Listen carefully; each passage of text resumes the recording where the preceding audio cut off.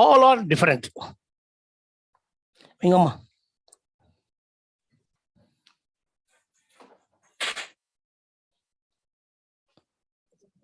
Got it?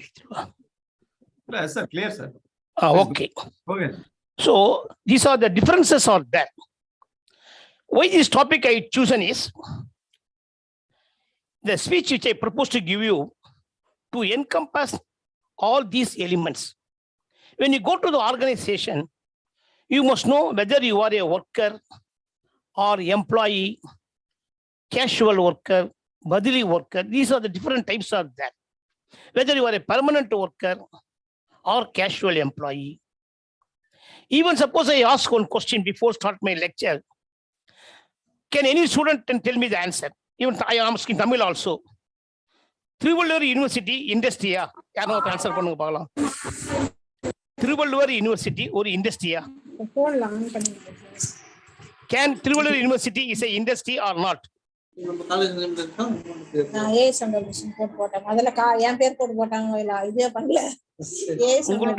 உங்களுடைய university வந்து இண்டஸ்ட்ரியா? Anyone student யாரா participate பண்ணுங்க. Say yes or no. Sir, yes sir. How?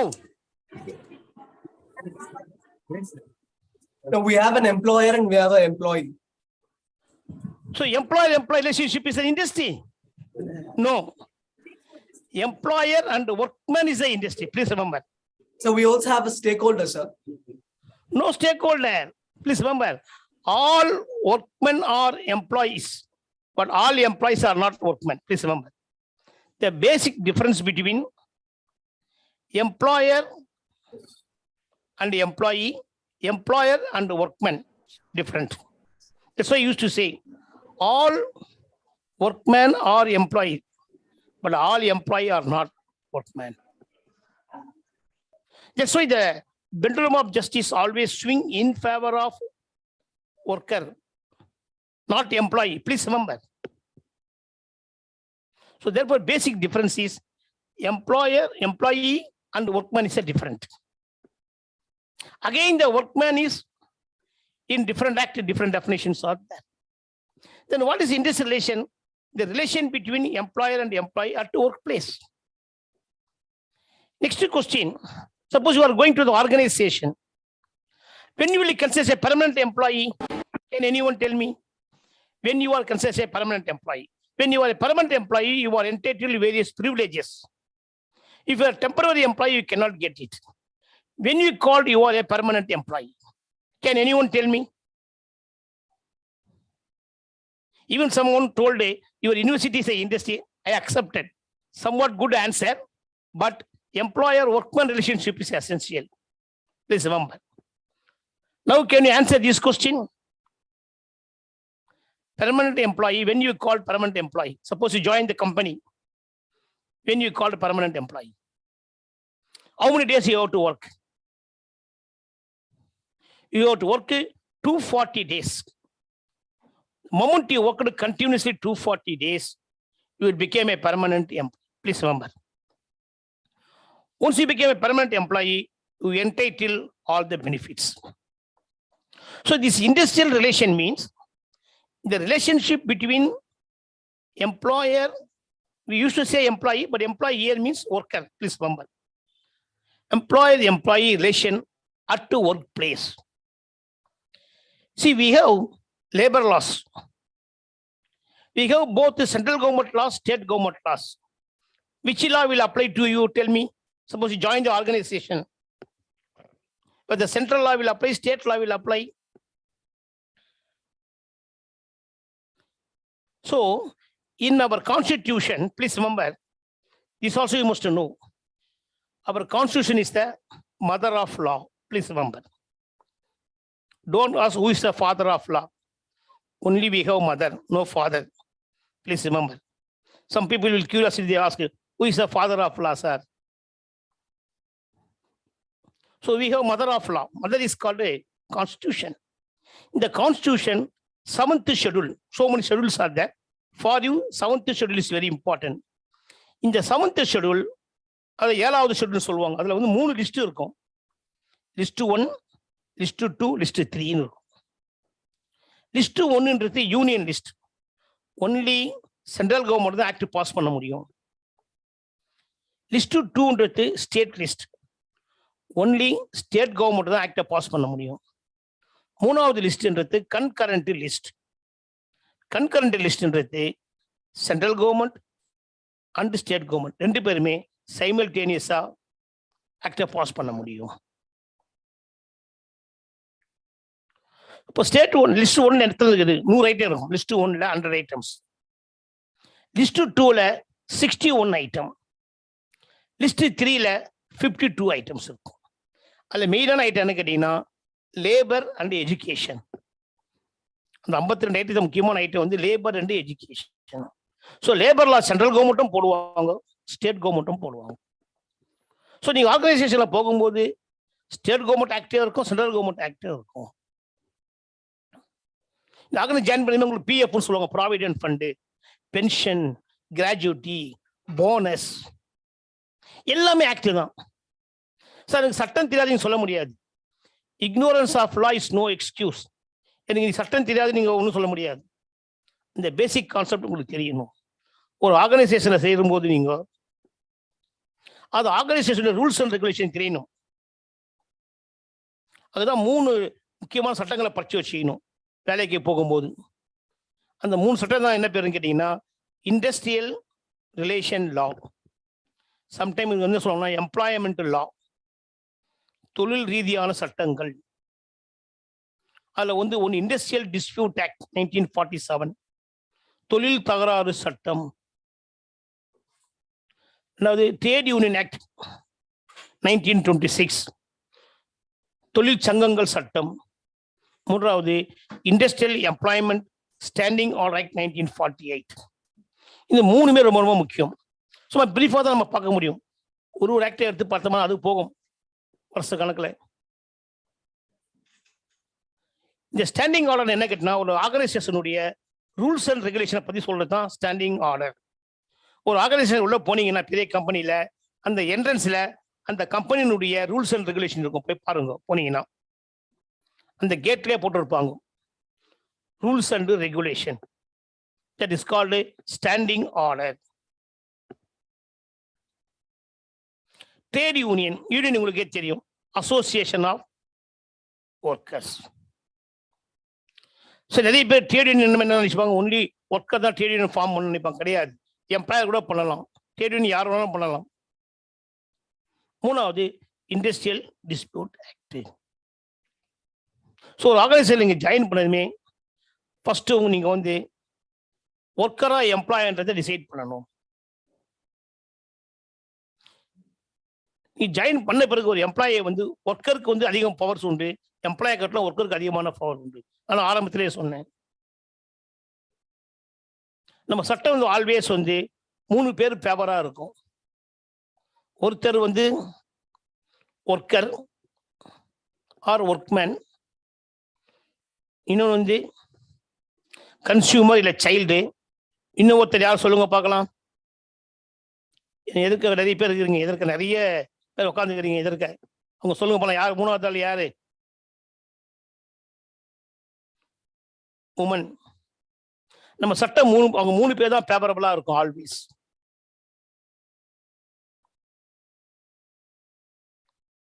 So இந்த இண்டஸ்ட்ரியல் லால நம்ம சொல்லும் போது என்னென்ன பார்க்கணும்னு கேட்டீங்கன்னா, ஒரு வேலைக்கு போகும்போது அன்னைக்கு உங்களுக்கு சொன்னேன், உங்களுக்கு போனஸ் தராங்கன்னு சொன்னா how you can claim the bonus, whether you are employee or not, how will you decide?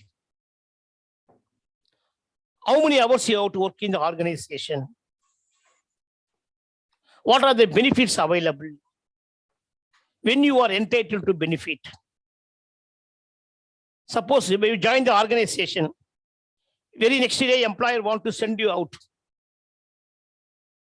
Can you come out the organization? So all the basic things you must aware of it. This is what these industrialization laws, employer-employee relationship. The first step is called collective bargaining சொல்லுவாங்க, பேச்சுவார்த்தை. இப்போ உங்களுக்கு இதெல்லாம் வேணும்னு சொன்னா முதல்ல பேச்சுவார்த்தை நடத்தணும். போனஸே வேணும் ஆசைப்படுறாங்க. ஃபார் எக்ஸாம்பிள் டிரான்ஸ்போர்ட் கம்பெனிஸ் அவங்களுக்கு போனஸ் வேணும்னு சொல்றாங்க. என்ன பண்றாங்க? ஃபர்ஸ்ட் பேச்சுவார்த்தை நடத்துறாங்க. ஸோ 4 ஸ்டேஜ் இருக்கும் எப்பவுமே. இண்டஸ்ட்ரியல் ரிலேஷன்ல 4 ஸ்டேஜ் இருக்கும். ஃபர்ஸ்ட் ஸ்டேஜ் வந்து பேச்சுவார்த்தைன்னு சொல்லுவாங்க. Collective bargaining. ஈவன் உங்களுக்கு எது கிரீவன்ஸ் இருந்தாலும் கூட அந்த கிரீவன்ஸ் நீங்க கலெக்டிவ் பார்கெனிங் பண்ணி ஆகணும். கலெக்டிவ் பார்கெனிங் சொல்லுவாங்க. பேச்சுவார்த்தை மூலியமா நடத்தணும். அதெல்லாம் வந்து உங்களுக்கு பேச்சுவார்த்தை முடிஞ்சிச்சு சொன்னா நீங்க என்ன பண்ணலாம்? உடனே கையெழுத்து போட்டு அது ஒரு அக்ரிமெண்ட் மாதிரி, செட்டில்மெண்ட் மாதிரி கொண்டு வரலாம். சப்போஸ் அது பேச்சுவார்த்தை தோல்வி அடைஞ்சிச்சு, நம்ம இண்டஸ்ட்ரியை பொறுத்த வரைக்கும் 2 வகையான இண்டஸ்ட்ரி இருக்கு, ஞாபகம் வச்சுக்கணும். பப்ளிக் யூட்டிலிட்டி சர்வீசஸ், நான் பப்ளிக் யூட்டிலிட்டி சர்வீசஸ். எல்லா இண்டஸ்ட்ரியுமே பப்ளிக் யூட்டிலிட்டி சர்வீஸ் என்னென்ன, எந்தெந்த இண்டஸ்ட்ரீஸ் எல்லாம் வந்து பொதுமக்களை டைரக்டா அஃபெக்ட் பண்ணுறதோ அதெல்லாம் பப்ளிக் யூட்டிலிட்டி சர்வீசஸ். அதுதான் இந்த ஐடி ஆக்ட் இருக்கும். அந்த ஆக்ட்ல ஷெட்யூல் 5ல போட்டிருப்பாங்க. அதில் இண்டஸ்ட்ரியெலாம் சொல்லுவான், இந்த இண்டஸ்ட்ரியிலலாம் வந்து கவர்மெண்ட்டை கன்சல்ட் பண்ணாக நீங்க ஸ்ட்ரைக்கோ லாக் அவுட்டோ பண்ணக்கூடாதுன்னு இருக்கும். ஸோ அங்கே போய் கவர்மெண்ட்டை கன்சல்ட் பண்ணி தான் போகணும். அது இல்லாத இண்டஸ்ட்ரியில் நான் பப்ளிக் யூட்டிலிட்டி சர்வீசஸ். இப்போ டிரான்ஸ்போர்ட் கம்பெனி, எலக்ட்ரிசிட்டி, வாட்டர், இவங்கெல்லாம் வந்து பப்ளிக் யூட்டிலிட்டி சர்வீசஸ். அவங்களுக்கு எந்த கிரீவன்ஸ் இருந்தாலும் ஃபர்ஸ்ட் அவங்க பேச்சுவார்த்தை நடத்தணும். Voluntary negotiation. நெகோசியேஷனா பேச்சுவார்த்தை, கலெக்டிவ் பார்கெனிங். டெக்னிக்கலாக கலெக்டிவ் பார்கெனிங் சொல்லுவாங்க. அந்த கலெக்டிவ் பார்கெனிங்ல அவங்களுக்குள்ள ஒற்றுமை வரணும். இப்படி இஸ் நாட் சக்சீட், அது சக்சீட் ஆச்சுன்னா செட்டில்மெண்ட் போட்டுருவாங்க. அப்படி ஆகலைன்னு சொன்னா அது பப்ளிக் யூட்டிலிட்டி சர்வீசஸாக இருந்தா அவங்க இமீடியட்டா கவர்மெண்ட்டை போய் அப்ரோச் பண்ணணும். ஸோ கவர்மெண்ட்டுடைய ஆஃபீஸில் போய் பார்த்து அவங்க மூலியமா பேச்சுவார்த்தை நடத்தணும். அவங்க மூலியமா பேச்சுவார்த்தை நடத்தி சுமூகமா முடிஞ்சதுன்னா அங்க ஒரு செட்டில்மெண்ட் நடக்கும். அப்போ 2 செட்டில்மெண்ட் என்ன சார் வித்தியாசம் கேட்டா, ஃபர்ஸ்ட் நடக்கிற செட்டில்மெண்ட் வந்து பைபார்ட்டல் செட்டில்மெண்ட், 2 பேர்கிட்ட நடக்கிற செட்டில்மெண்ட். கவர்மெண்ட் வந்து பண்ணிச்சுன்னா அது 3 பேர் நடக்கிற செட்டில்மெண்ட் ட்ரைபார்ட்டல் செட்டில்மெண்ட். ஒருத்தர் கவர்மெண்ட்டுடைய இன்டர்வென்ஷன் இருக்கும், ஒருத்தர் கவர்மெண்ட்டுடைய இன்டர்வென்ஷன் இருக்காது. இப்போ ஊதிய உயர்வு வேணும்ன்றாங்க, போனஸ் வேணும்னு சொல்றாங்க. யாரு? Transport employees. அவங்க இமீடியட்டா ஸ்ட்ரைக் பண்ண முடியாது, லாக் அவுட்லாம் பண்ண முடியாது. ஃபர்ஸ்ட் பேச்சுவார்த்தை நடத்துவாங்க. நீங்க பார்த்தா இருக்க, வெளியே பேப்பர்ல பார்த்துருப்பீங்க, பேச்சுவார்த்தை தோல்வி. அப்ப என்ன அர்த்தம் இங்கிலீஷ்ல? Conciliation failure. இந்த ஃபர்ஸ்ட் வார்த்தை வந்து கலெக்டிவ் பார்கெனிங், பேச்சுவார்த்தை நடத்துவாங்க. அது சக்சஸ் ஆகட்டும்னா கவர்மெண்ட் கிட்ட போவாங்க. கவர்மெண்ட் கிட்ட போறது பேர் தான் conciliation. So first part collective bargaining, second part conciliation. அந்த கன்சிலியேஷன் ஆஃபீஸர் இருப்பாங்க. ஒரு டிஸ்ட்ரிக்ட்லையுமே ஒரு லேபர் ஆஃபீஸர் இருப்பாங்க, கன்சிலியேஷன் ஆஃபீஸர். அவங்க கிட்டத்துமே குறைய சொல்லுவாங்க.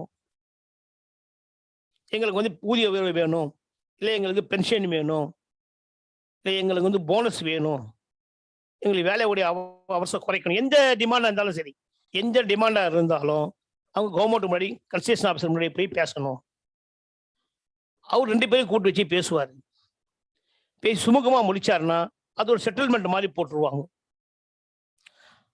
அது முடியாமல் போயிடும் முக்கால்வாசி நிறைய தடவை. என்ன காரணம்னு கேட்டீங்கன்னா, நம்ம இந்தியாவில் வந்து ஒரு 7 பேர் இருந்தாவே ட்ரேட் யூனியன் ஆரம்பிச்சிடலாம். நம்ம இந்தியாவில் ட்ரேட் யூனியன் வந்து சக்சஸ் ஆகாத காரணம் என்ன கேட்டீங்கன்னா, நிறைய காரணங்கள். அதில் முக்கியமான காரணங்கள் என்ன கேட்டா, ட்ரேட் யூனியனுடைய லீடர் வந்து அவுட் சைடு இண்டஸ்ட்ரி. ஒரு இண்டஸ்ட்ரியில் ட்ரேட் யூனியன் இருந்தா அதனுடைய லீடர் வந்து வெளியே இருந்து உள்ள வரலாம் அப்படின்னு ஒரு ப்ரொவிஷன் இருக்கிறதால எல்லா ட்ரேட் யூனியனும் முக்கால்வாசி political dominated trade union. So political domination இருக்கும்போது அந்த பொலிட்டிக்கல் பார்ட்டி சொல்ற மாதிரி நடத்துவாங்க. அது ஒரு பெரிய டிராபேக் இந்தியாவில். Multiplicity of trade union. நிறைய ஒரு இண்டஸ்ட்ரியில் போனீங்கன்னா நிறைய ட்ரேட் யூனியன் இருக்கும். நீங்க எந்த ட்ரேட் யூனியன் போய் சேரணும் உங்களுக்கு தெரியாம போயிடும். ஒரு ஆர்கனைசேஷன் போனீங்கன்னா மினிமம் என்ன பண்றாங்க, இப்போ அமன் பண்ணது ரீசெண்டா அமன் இல்லாத போது 7 பேர் இருந்தாவே ஒரு ட்ரேட் யூனியன் ஆரம்பிக்கலாம். அப்போ 10,000 பேர் ஒரு கம்பெனியில் வேலை செய்யறதா ஏகப்பட்ட ட்ரேட் யூனியன் இருக்கும். ஒரே ஆள் 2 ட்ரேட் யூனியன் இருக்கலாமா? இருக்கலாம். ரூல் ஒன்றும் தடுக்கலை. Multiplicity of trade union. அவங்களுக்குள்ளே பிரச்சனை இருக்கும். Intra trade union problem, inter trade union problem. இந்த மாதிரி ட்ரேட் யூனியனே ப்ராப்ளம் ஆகுறதால மெனி டைம் நான் ஒன்று அந்த சக்ஸஸ் ஆகாது. அந்த ஃபர்ஸ்ட் ஸ்டேஜ் சக்ஸஸ் ஆகாது, செகண்ட் ஸ்டேஜ் சக்ஸஸ் ஆகாது. இந்த ஃபர்ஸ்ட் ஸ்டேஜ்ன்றது கலெக்டிவ் பார்கெனிங், அது சக்ஸஸ் ஆகாது. இந்த செகண்ட் ஸ்டேஜ்ன்றது கன்சிலியேஷன் ஆபீசர், கன்சிலியேஷன் சொன்னேன், கவர்மெண்ட் கிட்ட போய் பேசுறது, அதுவும் சக்ஸஸ் ஆகாத போயிடலாம். அது ரெண்டுமே சக்ஸஸ் ஆகலன்னு சொன்னா மூணாவது அவங்க கோர்ட்டுக்கு போக வேண்டியதுதான். இங்க கோர்ட்டுன்னு சொல்லும்போது எல்லா லேபர் மேட்டருமே 3 வகையான அத்தாரிட்டி கிட்ட போவாங்க. ஒன்று லேபர் கோர்ட்டு, தொழிலாளர் கோர்ட்டுன்னு சொல்லுவாங்க. பார்த்தீங்கன்னா ஒரு டிஸ்ட்ரிக்ட்லையுமே இருக்கும். Labour court, industrial tribunal, national industrial tribunal. Industrial tribunal தொழில் தீர்ப்பாயன்னு சொல்றாங்க. நேஷனல் இண்டஸ்ட்ரியல் ட்ரிபுனல் ஒன்னே வந்தாங்க, டெல்லியில் இருக்கு. ஸோ ஒரு டிஸ்ட்ரிக்ட்லையுமே வந்து லேபர் கோர்ட் இருக்கும், அது மாதிரி இண்டஸ்ட்ரியல் ட்ரிபுனல் இருக்கும். ஸோ இந்த கேஸ் வந்து கவர்மெண்ட்டால் தீர்க்க முடியலன்னு சொன்னா, இப்போ உதாரணமாக சின்ன எக்ஸாம்பிள் எடுத்துப்போம். இப்போ இந்த டிரான்ஸ்போர்ட் ஒர்க்கர்ஸ்க்கெல்லாம் வந்து 15% போனஸ் வாங்குறாங்க, அவங்களுக்கு 20% போனஸ் வேணும்னு கேட்குறாங்க. உடனே அவங்க ஸ்ட்ரைக் பண்ண முடியாது. முதல் வேலையா பேச்சுவார்த்தை ஆரம்பிக்கணும் எம்ப்ளாயர் கிட்ட. அது பேர் தான் நான் என்ன சொன்னேன் உங்களுக்கு, கலெக்டிவ் பார்கெனிங், பேச்சுவார்த்தை. அது நெகோசியேஷன் சொல்லுவாங்க. சம்டைம் நெகோசியேஷன், வாலண்டரியா பேச்சுவார்த்தை நடத்துவாங்க. அது வந்து பேச்சுவார்த்தை எப்படியா முடிஞ்சா செட்டில்மெண்ட் போட்டுருவாங்க. அது முடியலன்னு சொன்னா கன்சிலியேஷன் ஆபீசர் கிட்ட போகணும். அதான் கன்சிலியேஷன் சொன்னேன். ஒரு டிஸ்ட்ரிக்ட்ல இருப்பாங்க கன்சிலியேஷன் ஆபீசர்ஸ். அவர் முன்னாடி ஒருத்தர் பேசுவாங்க. அவர் 2 பேரும் உட்கார வச்சு பேசுவார். One side employer, other side employee representative. 2 பேரும் வச்சு டிஸ்கஸ் பண்ணுவார். அவங்களுக்குள்ள மேட்டர் செட்டில் ஆகலன்னு சொன்னா அவர் ஒரு ரிப்போர்ட்டை கவர்மெண்ட்டுக்கு அனுப்பிச்சிடுவார். ஓகே, எல்லா தொழிற்சங்கத்தையும் கூப்பிட்டு பேசினேன், ஒன்றும் செட்டில் ஆகிற மாதிரி தெரியலன்னு ரிப்போர்ட் கொடுத்துருவார். அந்த ரிப்போர்ட் பேரு கன்சிலியேஷன் ஃபெயில்யூர் ரிப்போர்ட். ஸோ அந்த ரிப்போர்ட்டை கவர்மெண்ட் வாங்கினதுமே இந்த மேட்டரை வந்து கோர்ட்டுக்கு அப்ளை பண்ணுவாங்க. இப்போ இந்த மேட்டரா, okay bonus matter, okay industrial ட்ரிபியூனலுக்கு அனுப்பிச்சு விட்டுருவாங்க. ஸோ அந்த கோர்ட்டுக்கு போயிடணும். அந்த கோர்ட்டில் போயிட்டு கவர்மெண்ட் சைடும் ஒர்க்கர் சைடும் 2 பேருமே என்ன செய்வாங்க, கோர்ட்டில் டாக்குமெண்ட்லாம் பண்ணி ஃபைனலாக ஒரு ஆர்டர் ஒன்று போடுவாங்க. ஸோ அந்த ஆர்டர் வந்து ஒர்க்கருக்கு ஃபேவராக இருக்கலாம், இல்லை எம்ப்ளாயருக்கு ஃபேவராக இருக்கலாம். ஸோ அது வந்து அது மேலே அப்பீல் போவாங்க, ஹைகோர்ட்டு போவாங்க. அது மேலே சுப்ரீம் கோர்ட்டு அப்பீல் போவாங்க. ஸோ ஒரு டிஸ்பியூட்ன்றது டைரக்டாக கொண்டு வர முடியாது. இந்த மாதிரி டிஃப்ரெண்ட் ஸ்டேஜஸ் தாண்டி தான் வரணும். கோர்ட்டில் நடக்கும்போது பேர் வந்து அட்ஜுடிகேஷன் சொல்லுவோம். கோர்ட்டில் நடக்கும்போது அட்ஜுடிகேஷன். இந்தியாவில் பார்த்தீங்கன்னா இன்னைக்கு ஏறக்குறைய 4000 சட்டங்கள் இருக்கு. இந்த லேபர் லா மட்டுமே 40 லேபர் லா இருக்கு.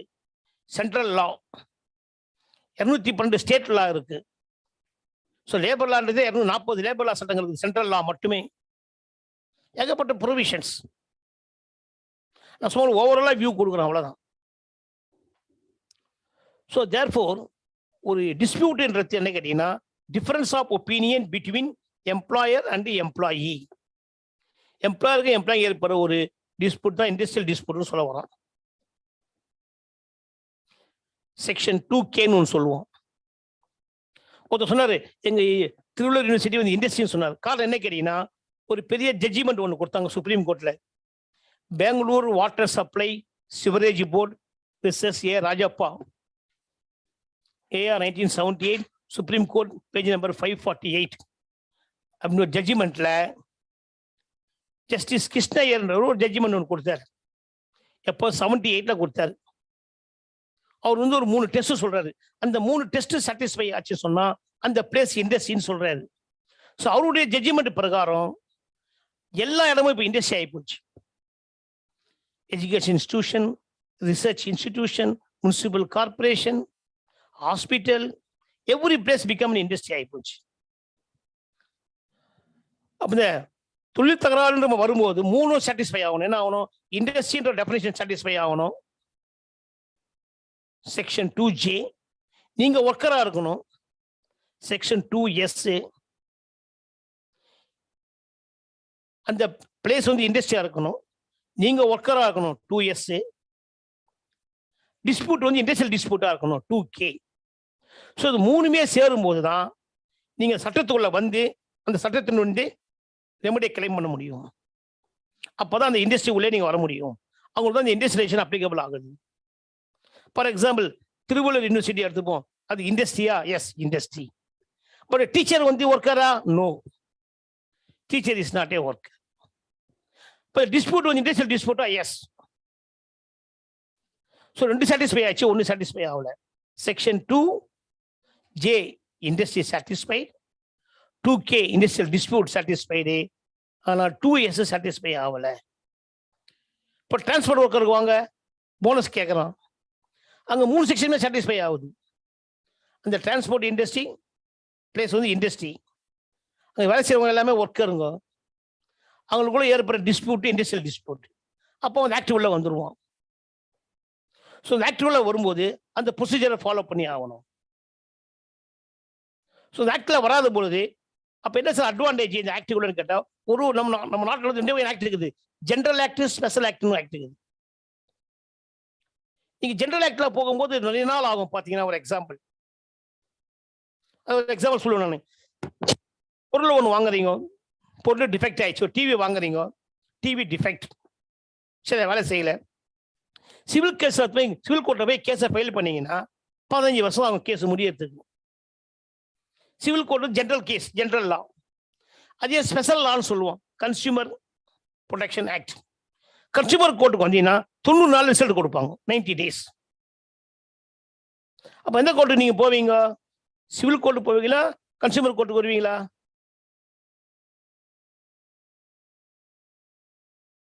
சப்போஸ் எம்ப்ளாயி லேபர் கோர்ட்டுக்கு வருவாங்களா, சிவில் கோர்ட்டு போவாங்களா போனஸுக்கு? Any one? லேபர் கோர்ட் தான் சார். Labour court. என்ன காரணம்?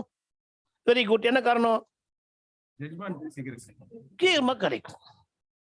இதுக்கு வர இன்னொரு பெரிய அட்வான்டேஜ் என்ன கேட்டீங்கன்னா, இந்த ஸ்பெஷல் கோர்ட்ல வந்து அவங்களுக்கு ஸ்பெஷல் ட்ரீட்மெண்ட் கொடுக்க சொல்லுவோம்.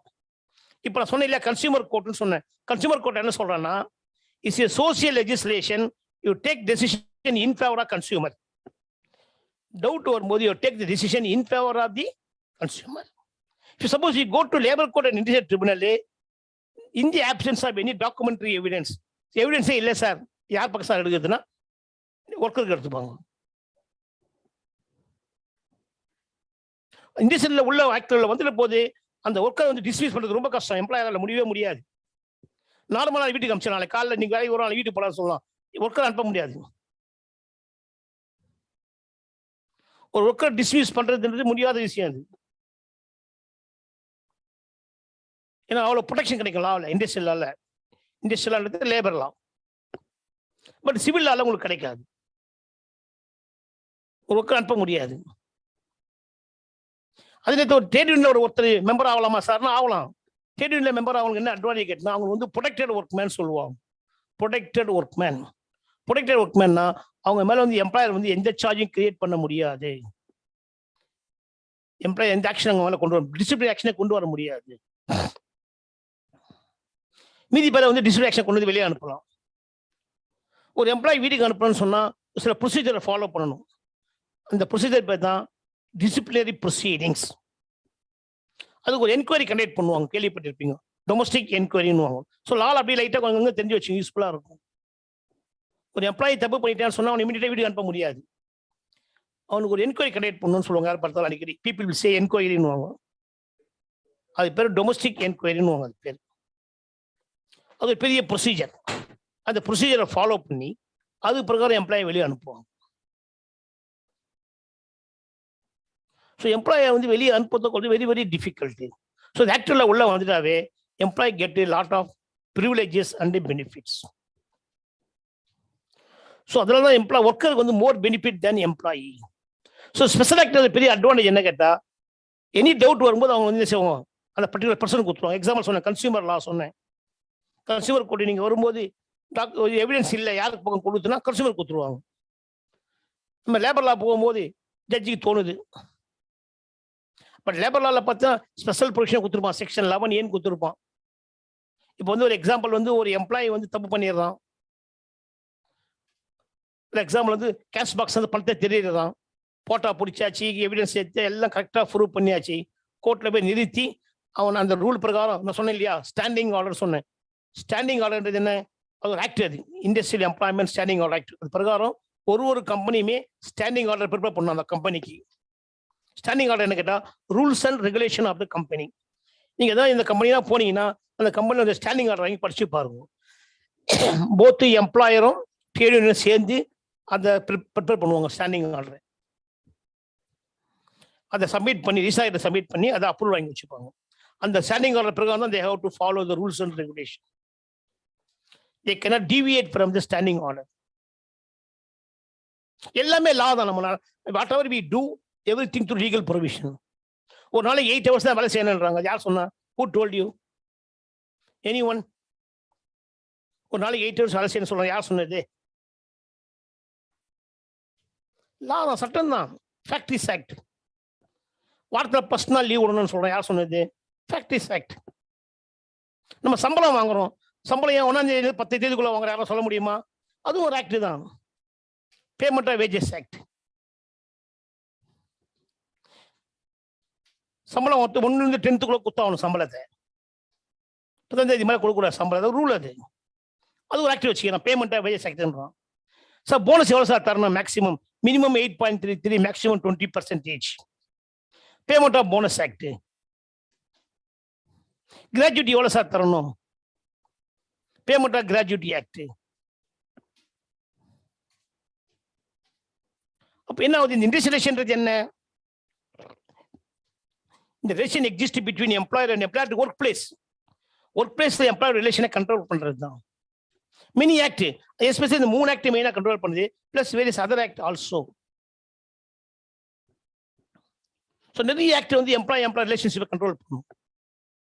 ஸோ நம்ம ஆர்கனைசேஷனில் போகும்போது பார்க்கணும். நம்ம ஒர்க்கருக்கு பெனிஃபிட் உண்டு. யாருக்கு கேட்டால் எம்ப்ளாயிக்கோ பதிலி ஒர்க்கருக்கு கிடையாது. டிஃப்ரெண்ட் டைப்ஸ் ஆஃப் ஒர்க்கர் உண்டு. கான்ட்ராக்ட் ஒர்க்கர், கான்ட்ராக்ட் எம்ப்ளாய்மெண்ட்ல வருவாங்க, அவங்க வேற வேற.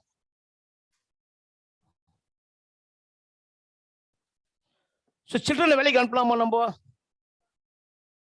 அனுப்பக்கூடாது. என்ன காரணம்? அது ஒரு act. Children below 14 years should not be employed. So எல்லாமே சட்டங்கள் தான். ஒரு இண்டஸ்ட்ரியோ ஒரு ஃபேக்டரியோ ஒரு ஒர்க் பிளேஸ்க்கோ நீங்கள் போனீங்கன்னா ஈச் அண்ட் எவ்ரி திங் வந்து சட்டம் தான். 8 hours ஒர்க் பண்ணணும் ஒரு நாளைக்கு. வாரத்துக்கு 42 மணி நேரம் ஒர்க் பண்ணணும். 8 hours per day, per week 48 hours. Every 4 hours ½ an hour rest interval தரணும். ஒரு நாளைக்கு மேக்சிமம் வந்து 10.5 hours மேலே வேலை செய்யக்கூடாது. மேக்சிமம் வித் கவர்மெண்ட் பர்மிஷன் வந்து 12 hours வரைக்கும் போகலாம். அந்த டிரான்ஸ்போர்ட் டிரைவர்ஸ் எல்லாம் பண்ணுவாங்க. டிரான்ஸ்போர்ட் டிரைவர்ஸ் அண்ட் கண்டக்டர்லாம் பார்த்தீங்கன்னா கவர்மெண்ட் பர்மிஷன் வாங்கிடுவாங்க. For example Madurai to Chennai transport போவாங்க. 2 and 4 at a time 12 hours வேலை செய்வாங்க. ஒரு ட்ரிப் போயிட்டு மறுநாள் ரெஸ்ட் எடுத்துப்பாங்க. ஸோ அந்த மாதிரி கவர்மெண்ட்ல பர்மிஷன் கொடுப்பாங்க. ஸ்ப்ரெட் ஓவர்னு சொல்லுவாங்க. 10.5 hours மேலே போகக்கூடாது. ஸ்ப்ரெட் ஓவர் என்ன? ஜாயினிங் டைமும் எந்த டைமும் 10.5 hours மேலே போகக்கூடாது. Every 4 hours ½ an hour rest தரணும். பர் டே 8 hours ஒர்க் பண்ணணும். பர் வீக்கு 48 hours தான் ஒர்க் பண்ணணும்.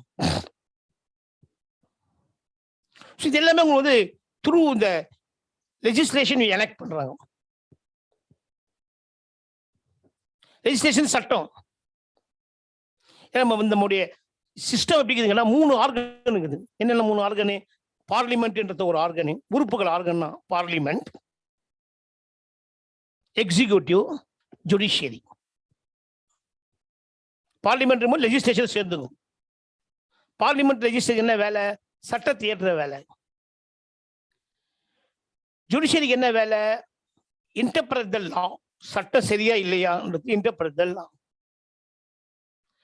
எக்ஸிக்யூட்டிவ் என்ன ஒர்க்கு? Implement the law. சட்டத்தை இம்ப்ளிமெண்ட் பண்ண வேண்டிய. Example police officer, income tax officer, இவங்களும் எக்ஸிக்யூட்டிவ். ஜுடிஷியரி யாரு? ஜட்ஜஸ். பார்லிமெண்ட் லாவை சட்டம் பண்ணுது.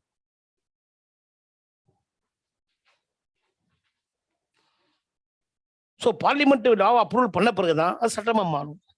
அது வரைக்கும் பில்லுன்னு சொல்லுவாங்க. தமிழில் மசோதான்னு சொல்லுவாங்க. அந்த மசோதாவை ஓட்டுக்கு விட்டு பார்லிமெண்ட் பாஸ் பண்ண பிறகு பில்லா மாறிடும்.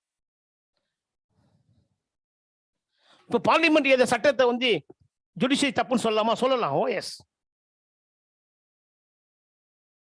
நிறைய சட்டங்களை வந்து பார்லிமெண்ட் ஜுடிஷியரி சொல்றாங்க தப்புன்னு என்ன பண்ணாங்க சொல்லிடுறாங்க. அப்ப திரும்ப ஜுடிஷியரி தப்புன்னு சொன்னா திரும்ப பார்லிமெண்ட் அதை மீறலாம். ஸோ ஒருத்தருடைய பவர் ஒருத்தர் இதான் டிஸ்ட்ரிபியூஷன் ஆஃப் பவர்னு சொல்லுவாங்க. இதை டாக்டர் அம்பேத்கர் பண்ணார். டிஸ்ட்ரிபியூஷன் ஆஃப் பவர் 3 பிரிச்சார். ஒருத்தங்கிட்டே பவர் இருக்கக்கூடாது, கான்சன்ட்ரேஷன் ஆஃப் பவர் ஒரு இடத்துல இருந்தா மிஸ்யூஸ் ஆகும் சொல்லி 3 ஆர்கனா பிரிச்சாரு. நீ வந்து சட்டத்தை ஏற்று, நீ சட்டத்தை இம்ப்ளிமெண்ட் பண்ணு, நீ சட்டத்தை இன்டர்பிரேட் பண்ணு. 3 பேரை மாத்தி மாத்தி பண்ணும்போது பேலன்ஸா இருக்கும். Separation of power. இந்தியாவில் வந்து பவர் வந்து செப்பரேஷனா இருக்கணும். கான்ஸ்டிடியூஷன் ஆஃப் பவர் இருந்தால் டேஞ்சர். பார்லிமெண்ட் ஒரு சட்டம் ஏறுறாங்கன்னா அது தெரியலன்னா ஒன்று, ஃபார் எக்ஸாம்பிள் நாளைக்கு ஒரு சட்டம் ஏட் பண்றாங்க ஸ்டேட் லெஜிஸ்லேச்சர் தமிழ்நாட்டில், நம்ம ஒரு ஹெல்மெட் போட தேவை, 2 ஹெல்மெட் போடணும். அப்போதான் நம்ம வந்து ஸ்ட்ராங்கா இருக்கும். தலை ஓட்டி போகும்போது 2 வீலரும் போடுறாங்க. உடனே என்ன பண்றாரு, உங்க யூனிவர்சிட்டில இருந்து ஒருத்தர் என்ன பண்றாரு, கேஸ் போடுறாரு கோர்ட்ல. ஒரு ஹெல்மெட் தலைவலி 2 எப்படி போட முடியும்னு கேஸ் போடுறாரு. உடனே கோர்ட் என்ன வந்து ஸ்கிராப் பண்ணிடுது. It's a wrong, legislature is wrong சொல்லி கேன்சல் பண்ணிடும். ஸோ லெஜிஸ்லேச்சர் ரைட்னு சொல்லிட்டு போது நீங்க போடாம போனா உங்களுக்கு ஃபைன் போட்டுருவாங்க. அப்போ இம்ப்ளிமெண்ட் பண்றது executive, police officers. So parliament enact the laws, judiciary interpret the laws, executive implement the laws. These are the 3 organs. இதை 3 பவரா பிரிச்சு கொடுத்துருக்குறாங்க. ஸோ அப்படி பிரிக்கும் போது உங்களுக்கு சொன்னாங்க பார்லிமெண்ட் வந்து சட்டத்தை ஏற்றி உங்க கையில கொடுத்துருவாங்க. அட்மினிஸ்ட்ரேட்டிவ் பவர் கிட்ட கொடுத்துருவாங்க. Administrator will enact the laws. So therefore, the interrelation is very, very important. So therefore, labor, trade union, employee, employer, even employer also association is a employer also can form a association. So புதுசா வரப்போகுது கோடுன்றாங்க, labour கோடுன்னு வரப்போகுது.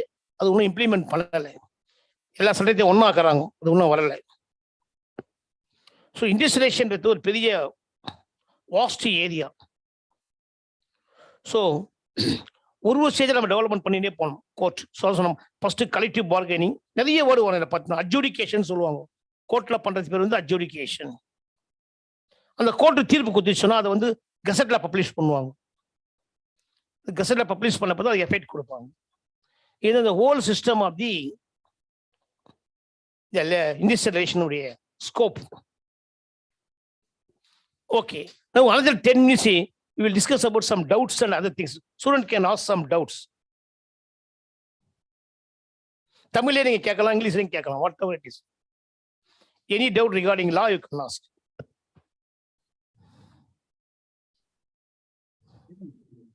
So I'm totally new to this area because we don't read much about law, but I'll be happy if students have some doubts regarding this.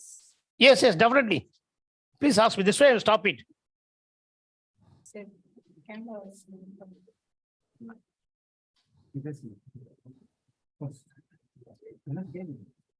See, why I choose this topic, when you go to the company or organization or industry, you must know these are the rules are available.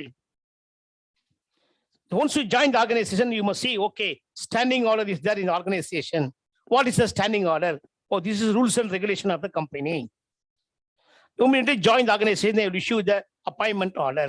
In the appointment order, you have to see what is your status, permanent, temporary, apprentice, different category of worker, what type of worker you are, what is the terms of employment.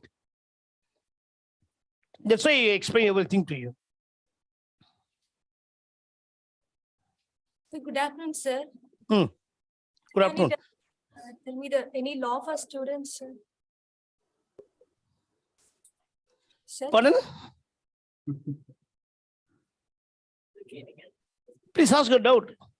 Sir, can you tell me about the collective bargaining again, sir? Collective bargaining means across the table, representative of employer discuss the issue and resolve it. ஒரு டேபிளுக்கு முன்னாடி ஒரு side எம்ப்ளாயருடைய ரெப்ரஸன்டேட்டிவும் ஒரு side எம்ப்ளாயினுடைய representative உட்காந்து ஒரு இஷ்யூவை discuss பண்ணி solve பண்றது பேர் தான் கலெக்டிவ் பார்கெனிங். தமிழ்ல சொல்ல போனா பேச்சுவார்த்தை. It is a process through which the representative of employer and the representative of employee discuss the issue and resolve it. இங்க representative of employee means trade union தான். அதே trade union ரெண்டு இது, registered trade union, recognized trade union. So உங்க trade union register பண்ணிட்டீங்கன்னா it became a registered trade union. recognized trade union என்ன அர்த்தம்னா அந்த registered trade unionல ஒரு யூனியனை எம்ப்ளாயர் ரெகக்னைஸ் பண்ணுவாரு பேச்சுவார்த்தைக்காக, அது recognized union. So collective bargaining means the process through which representative of employer and employee discuss and resolve their disputes. பேச்சுவார்த்தை மூலமா அவங்க ஒரு இது சால்வ் பண்ணிக்கிறது. Yes, next. Thank you, sir. Okay, thank you.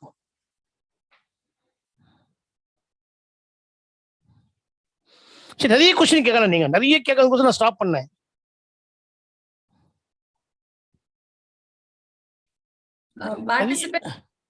Yes. Participants can throw your doubts. Even you can ask in Tamil also, no problem.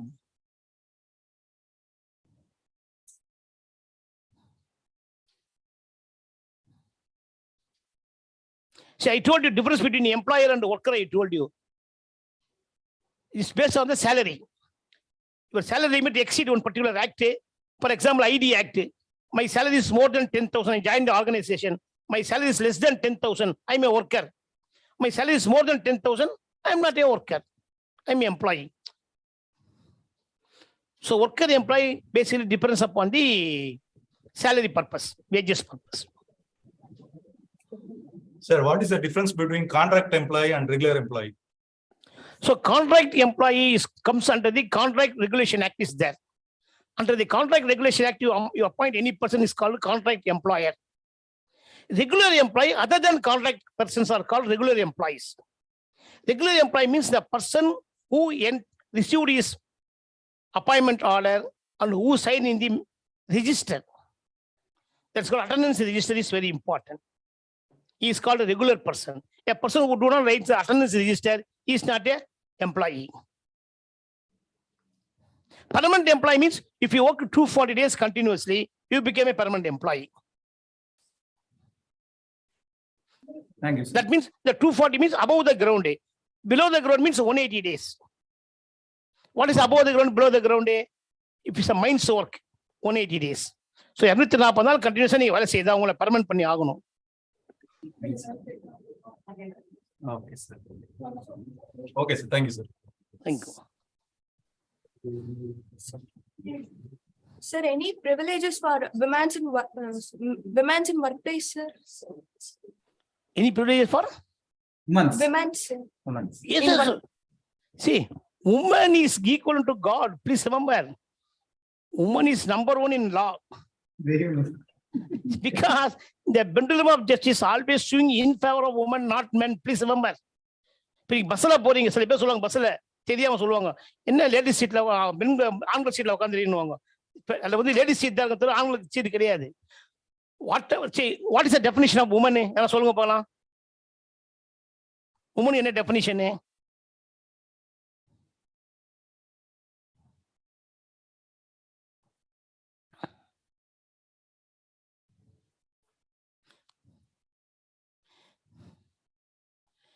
See, all women are men, but all men are not women. So, womanக்கு மென்னுக்கு என்னென்ன benefit இருக்குதோ எல்லா பெனிஃபிட்டும் உமனுக்கு உண்டு. But உமனுக்கு benefit மென்னுக்கு கிடையாது. Please remember. உமனுக்கு என்னென்ன பெனிஃபிட் இருக்குதோ அந்த பெனிஃபிட் அப்சல்யூட்லி அப்ளிகபிள் டு மென்னுக்கிற பெனிஃபிட் உமனுக்கு உண்டு. பட் உமனுக்கிற பெனிஃபிட் மென்னுக்கு கிடையாது. நம்ம லா எல்லாமே இன் favour of woman Dhama. Sir, those privileges only in the paper, sir, but we don't have in the reality, sir. Yes. I will give you a good example. You tell me how is reality comes. Suppose one person, so I am a judge now. In front of me, one case came. X is stabbed Y. How I can judge the matter? See, X வந்து Y கொலை பண்ணிட்டான்னு ஒரு case வருது எனக்கு முன்னாடி. உண்மையிலே Y X கொலை பண்ணல, யாரோ கொலை பண்ணிட்டான். நான் எப்படி டிசைட் பண்றேன்? whatever the records placed before me, I decide. Same thing. Records தான் நம்ம பேசும். Records evidence இருந்தா இது ஒன்றும் கிளியரா இருக்கும். நாம கிரியேட் பண்றது தானே records evidence. See, some people purchase the goods. See, suppose ஒருத்தர் டிவி வாங்க போறாரு, டிவி வந்து 20,000 ரூபாய், பில்லு போட கட்டினா 18,000 ரூபாய். என்ன பண்ணாங்க, பில்லு போட வாங்கி வந்துடுறாங்க, 2,000 ரூபாய் லாபம்ட்டு. அந்த டிவி டிஃபெக்ட் ஆயிடுது, கோர்ட்டுக்கு வந்தா கேஸ் போட முடியல. அப்ப practical difficulty சொல்லுவீங்களா? Can you say it is a practical difficulty? You are not aware of the legal provisions. அதான் சொல்லணும். Practical difficulty கிடையாது. Reality is ever correct. If you know the provision, you can easily do anything. Nothing is impossible. See, take for example, I completed 160 degree. Do you think is it impossible? You can do 161 degree if you can. Okay. Everything can bring into practice. Woman can do wonder. I used to say always, woman can do wonders.